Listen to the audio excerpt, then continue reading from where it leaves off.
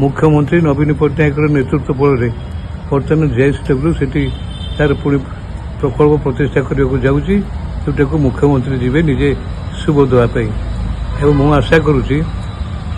सी गोटे उपात अंचल ढिंकिया नुआगाँ त्रिलोचनपुर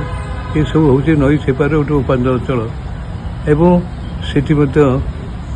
चाष विशेष ना पान व्यतीत किसी हुए ना तेणु जेएसडब्ल्यू से शिल्प करने मले से लोकंर बेकार युवक युवती मैंने एम्प्लॉयमेंट पाइबे साधारण लोक से मजूरी पाइबे एवं लोकंर काम हम एवं से अंचल अवस्था आर्थिक स्थिति बदल तेणु मुख्यमंत्री